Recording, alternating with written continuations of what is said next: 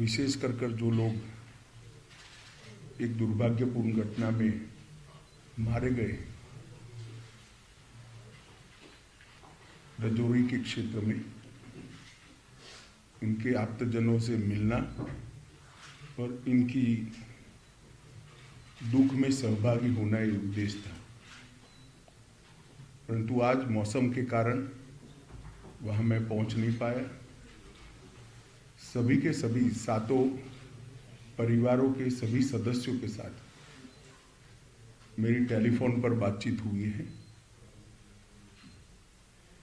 और क्योंकि मौसम के कारण मैं जा नहीं सकता था तो टेलीफोन के माध्यम से उनके दुख के अंदर सहभागी होने का मैंने प्रयास किया है। उनकी जो बातें हैं उसको ध्यान से सुनी है। एलजी श्री मनोज सिन्हा जी भी मेरे साथी थे जब मैं बात कर रहा था। उनका हौसला पूरे देश के लिए उदाहरण रूप हौसला था।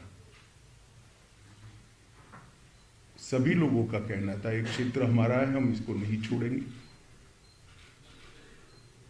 कुछ परिवार पाक ऑक्यूपाई कश्मीर से भी आए थे, फिर भी डट कर लड़ने का मूड इतने बड़े हादसे के बाद भी प्रदर्शित होना बहुत बड़ी बात है। उसके बाद आज यहां पर सिक्योरिटी एजेंसीज के सभी पहलुओं पर और सभी प्रकार की जितनी भी एजेंसियां जम्मू कश्मीर के सुरक्षा के लिए जिनकी भूमिका है, वो सभी एजेंसियों के साथ विशेषकर जम्मू क्षेत्र के सुरक्षा के इंतजाम को लेकर एक डिटेल बैठक हुई है। आने वाले दिनों में एक बहुत सुरक्षित ग्रिड बनाने के लिए भी यहां पर चर्चा हुई है। मैं इतना ही कह सकता हूं कि सुरक्षा एजेंसियां, चाहे जम्मू कश्मीर पुलिस हो, बीएसएफ हो, सीआरपीएफ हो, जम्मू पुलिस का एसआईए का टीम हो या सेना हो, इस सभी एजेंसियां 100% मुस्तैद है और विश्वास के साथ आने वाले दिनों में इन घटनाओं को रोकने के लिए इनका मनोबल भी बना हुआ है। ये दोनों घटनाएं जो 2 दिन में हुई, उसकी जांच कल ही भारत सरकार ने एनआईए को सौंप दी है। एनआईए और जम्मू पुलिस दोनों मिलकर इस घटना की जांच करेंगे। जांच में एनआईए के साथ जम्मू पुलिस का पूरा इन्वॉल्वमेंट होगा और विगत 1.5 साल में जितनी भी घटनाएं हुई हैं, इस सारी घटनाओं को एक साथ रखते हुए ये टीम आतंकवादी गतिविधियों की जांच उसी दायरे में करेगी। इसके साथ साथ ओजीडब्ल्यूएस के लिए भी आतंकवादी ग्रुपों के सपोर्ट सिस्टम के लिए और उनके सूचना तंत्र के लिए भी सभी पहलुओं पर आज चर्चा हुई है। और एक कह सकते हैं कि संपूर्ण 360 डिग्री सुरक्षा का चक्र बनाने का आज सभी एजेंसियों ने भरोसा भी दिलाया है और इस पर चर्चा भी हुई है। हमारी जितनी भी सूचना की एजेंसियां हैं, इन्होंने भी अपनी गतिविधि को और टाइटन करने का फैसला भी बनाया है, रणनीति भी करी है। मुझे विश्वास है कि आने वाले दिनों में जिन लोगों ने भी ये घटना करी है उनको जम्मू कश्मीर पुलिस बहुत कम समय के अंदर नसीहत करेगी और उनको कानून के दायरे में लाकर कोर्ट के सामने खड़ा करेगी। इसके साथ साथ जम्मू क्षेत्र की पूरी सुरक्षा को चौक चौबंद करने के लिए जो एक्शन प्लान बना है ये टाइम बाउंड है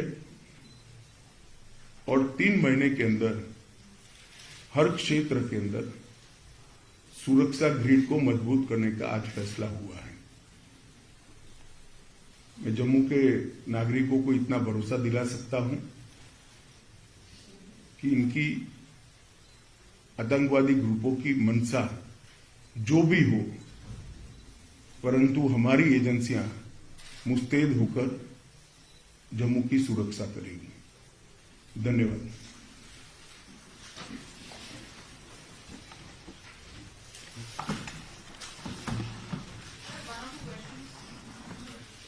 कोई पूछना चाहता है क्या? बता दीजिए।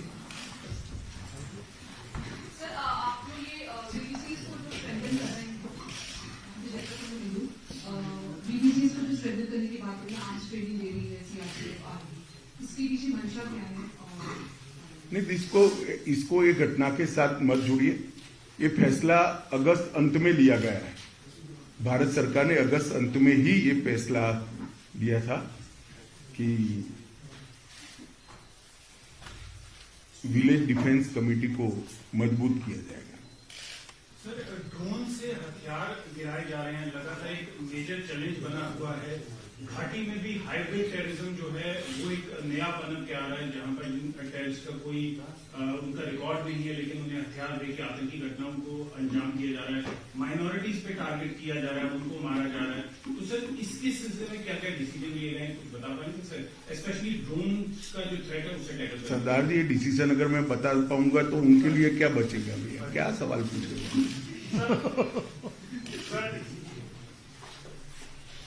तो जो विक्टिम फैमिलीज हैं कई आतंकी घटनाओं में जो शिकार होती हैं, जैसे राजौरी में भी हुआ, इसी तरह से पहले कश्मीर में टारगेटिंग के जो शिकार हुए, तो उनके लिए किस तरह से वो उनकी लाइफ बेटर हो पाए? क्योंकि राजौरी वाले इंसिडेंट में काफी जो फैमिलीज हैं वो उनकी हालतें ज्यादा लो लेवल की है, तो उनके लिए क्या कहता है?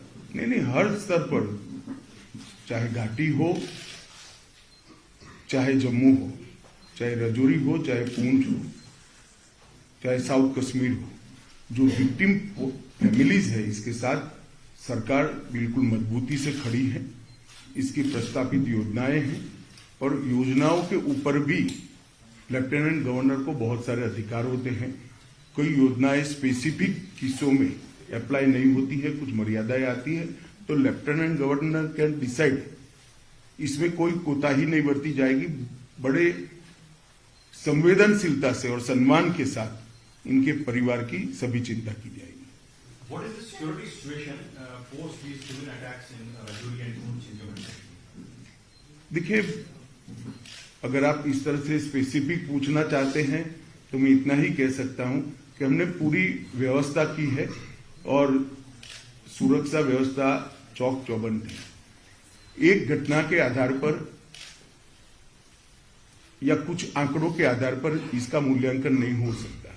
मूल्यांकन करना है तो जब से जम्मू कश्मीर में टेररिज्म हुआ है, जन्म लिया टेररिज्म ने, तब से लेकर आज तक धारा 370 हटाने के बाद ये 3 साल में सबसे कम घटनाएं भी हुई है, सबसे कम मृत्यु भी हुई है। क्वेश्चन लास्ट क्योंकि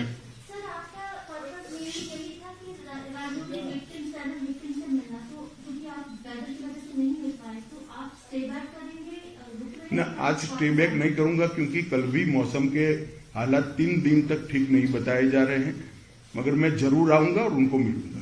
थैंक यू।